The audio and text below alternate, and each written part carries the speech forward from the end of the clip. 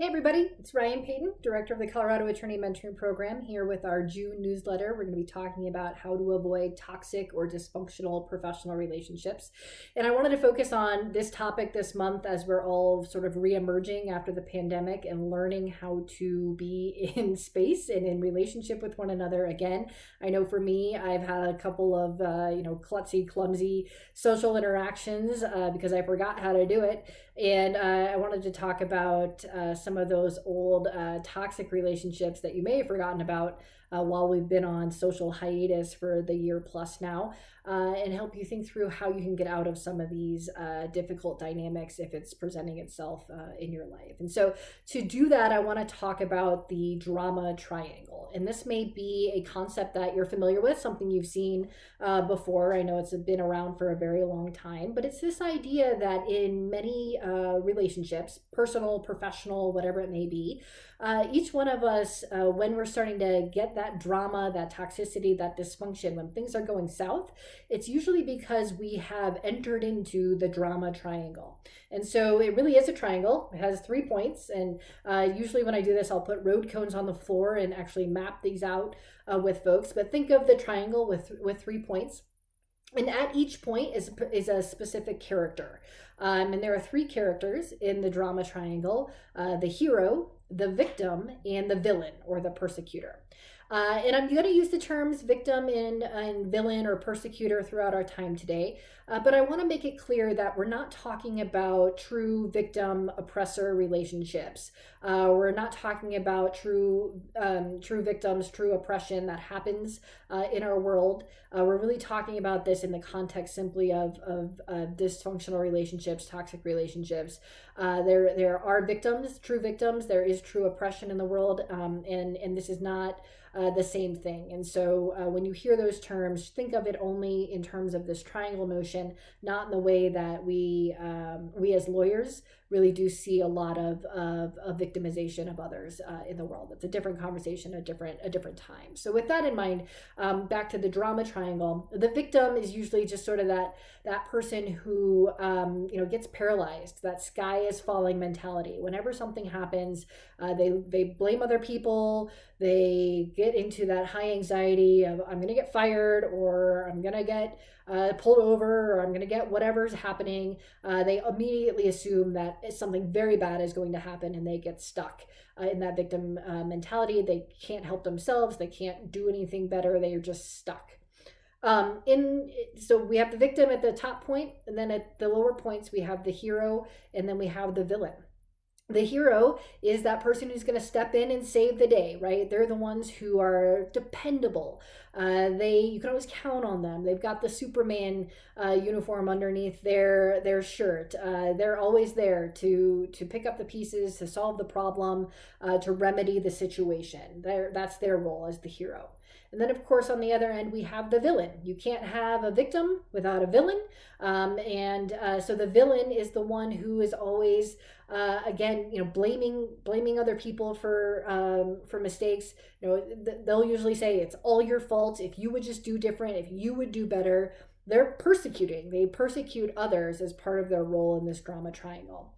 And now those are really like surface level ideas of these 3 roles, but they can be really nuanced. And a lot of times we don't even understand or know that we are playing one of those roles because we become so accustomed to communicating with each other in these ways. That person who says, I'm so sorry to interrupt, or my apologies, or you're right, I could have done better, or, who's sort of self-deprecating, that self-deprecation that many of us grew up learning and seeing modeled. That's playing the victim. That's being in the victim role.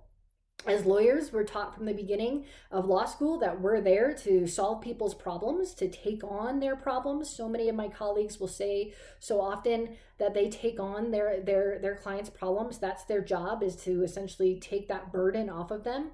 Well, you're playing the hero there. And then the villain, that it's all your fault.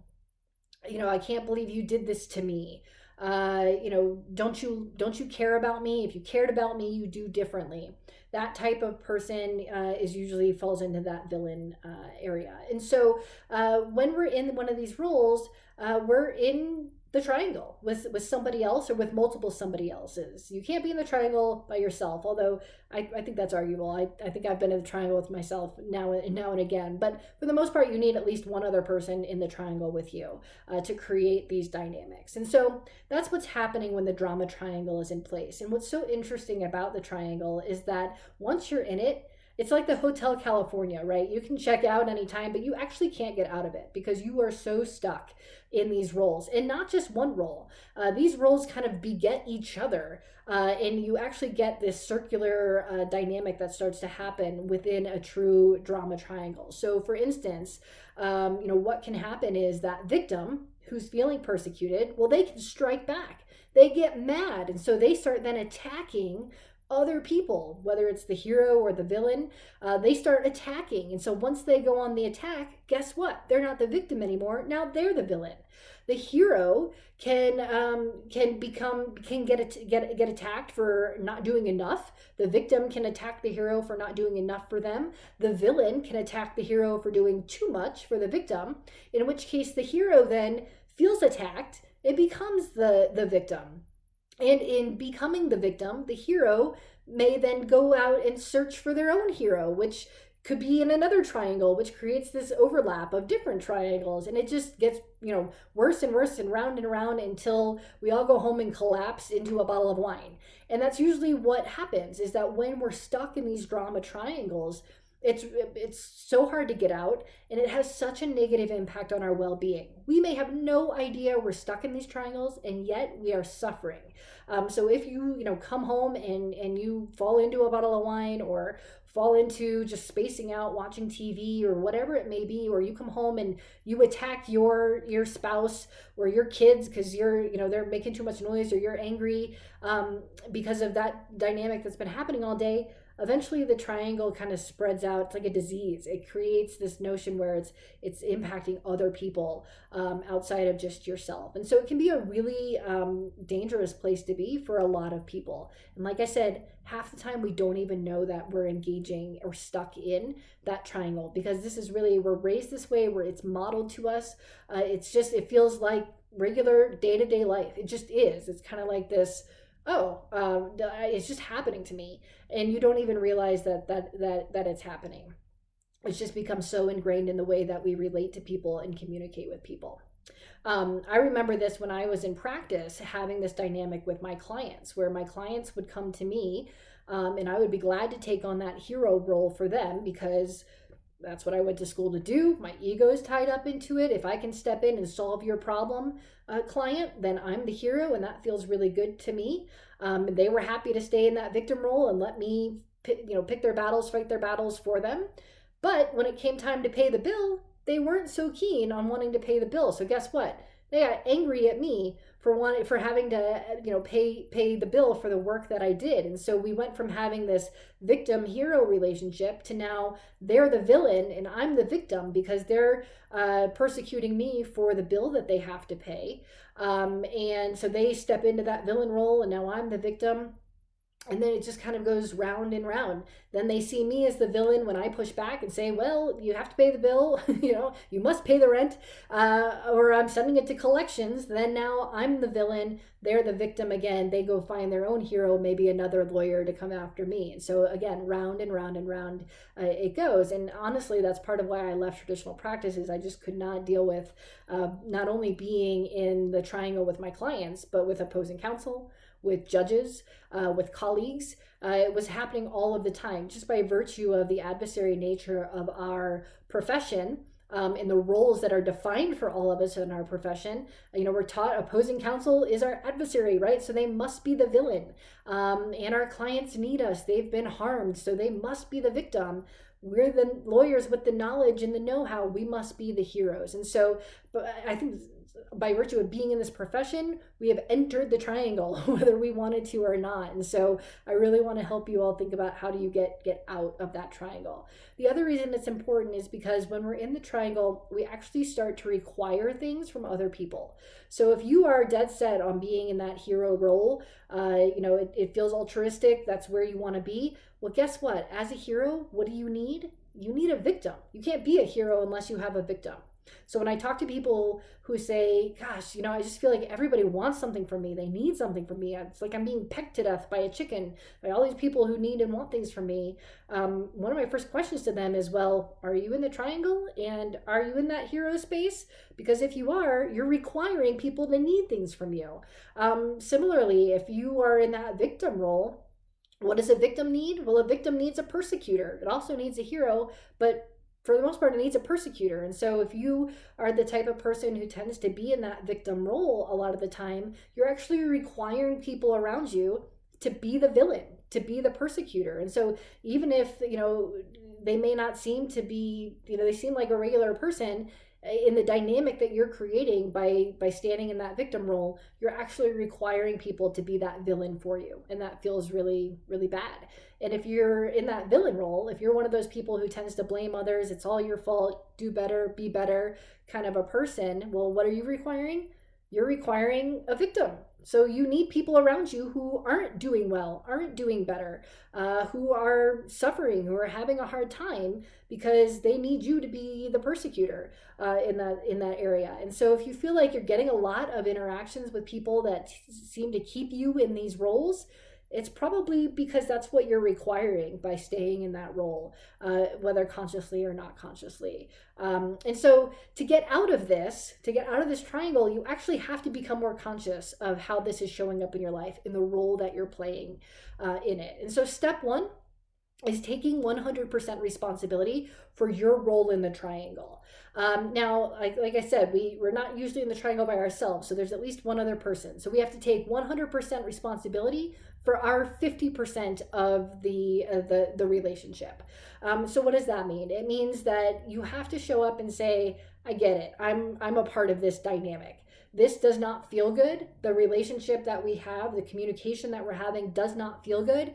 And I acknowledge that I am a part of the problem. I'm a part of what is going wrong here. It's not you. I'm not blaming just you on this.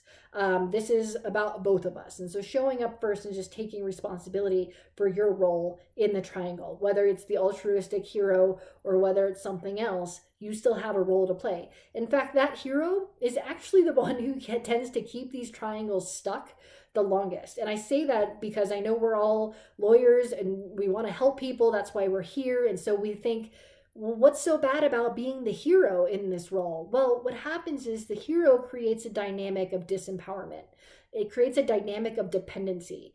That hero, when the hero shows up and saves the day every time, every day, that victim doesn't have to do better. That victim doesn't have to grow and learn. That victim gets dependent on that hero. At the same time, the hero who's getting so much, positive reinforcement, ego building, self-worth, whatever it is from saving the day, from putting on their cape, they then get dependent on that action. They get dependent on having a victim and a villain around them. And so it actually keeps people stuck. So even though it may seem kind of counterintuitive to say, well, heroes are good, we need heroes. Sure, we definitely need heroes. But in the context of a drama triangle, it actually keeps everybody stuck in their place. So it's important that to get out of the triangle, we first have to take responsibility for our role in getting into the triangle in the first place. So once we're able to take responsibility for our role, the next step is to identify, well, what space are we occupying in the triangle that we're in at that moment? So again, where are you? Are you that hero? Are you the one who's stepping in, saving the day, creating dependency? Or are you the victim? Are you the one who tends to step back and feel anxious and say, I don't know, I need help, I'm stuck, I'm paralyzed, the sky is falling, it's all going to turn out terribly, any of that? Is that where you are? Or are you the villain? Are you it's the all your fault person? Are you the one who chastises people or judges people, criticizes people? Is that your go-to place? We're all susceptible to all of these. I play these roles 14 times every day. It's not critical. I'm not being critical of you for being in a victim, villain, or hero role, because we all play them. So the key is to notice and identify which role or roles you tend to kind of fall into when you are in the triangle with other people. So step one, take responsibility for being in the triangle in the first place. Step two, identify your role in the triangle. And then step 3 is really then transitioning that role. So you can't transition your role until you've identified what it is. But once you have, we can actually move out of that drama triangle into what most people call an empowerment triangle. And in an empowerment triangle, the roles change. And so the victim goes from being a victim into a learner. So instead of having that mentality of, I don't know what to do, the sky is falling, someone needs to do this for me, someone needs to step in, I'm stuck, they actually become a learner. They're able to ask questions, to challenge themselves, to feel confident and supported in what they're doing. It's kind of going from that fixed mindset to a growth mindset. They get out of the paralyzation of being a victim into a more growth related mindset of, I can do better, I will do better, and I am determined to do better. The villain goes from being a villain into a developer. So instead of criticizing, chastising people for their shortcomings or what's going wrong, they flip it on its head. And instead of doing all of those things, they actually say, how can I make this better? How can I help develop these people or this person or this dynamic? So instead of, it's all your fault, do better, your work is terrible, it's, let me help you understand this a little bit better. What's going on for you, right now? Is there something that is getting between you and your work? Is there something you're not understanding about my instructions, or not understanding about the work that we're doing, this project that we're working on? So really going into sort of that capability developer, rather than just the person who stands there and criticizes and judges. Because you know what? It's easy to stand there and say, actually, you suck at that. Don't do that anymore. It's a lot harder to say, I wonder why you suck at that, and how can I help you to do a little bit better? And then finally, the hero goes from being that rescuer hero wearing a cape person to a coach. And I want to highlight this specifically because this is a dynamic that comes up in mentoring relationships all the time, where the mentor steps in and wants to be the hero for that mentee. The mentor wants to see them succeed, and in their really core good desire, altruistic desire to see this mentee succeed, that hero mentor can create that codependency that ultimately generates that toxicity or that dysfunction.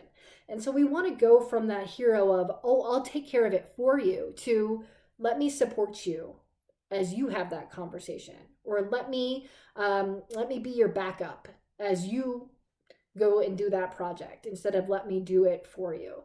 And that really takes away then that dependency. It helps that learner / victim be able to learn, because they don't have someone who's just handing it to them. They have somebody who's coaching them through.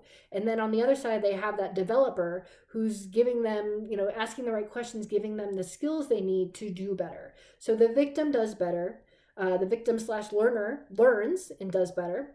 The hero / coach is able to help with good boundaries. And then the villain / developer gets what they want, which is a better end result, a better work product, without criticizing, without judging. And in that case, it feels better. It just feels better. That's a good triangulation. Have you ever been in that kind of a situation where you have people around you who are boosting you up instead of tearing you down? It's not a gross dynamic. It's not a codependent dynamic. It's an empowering dynamic. And so if you find yourself in a relationship, whether it's personal, professional, mentor, mentee, whatever it may be, it could be with your clients, your boss, your opposing counsel, your co-counsel, the judge on your case.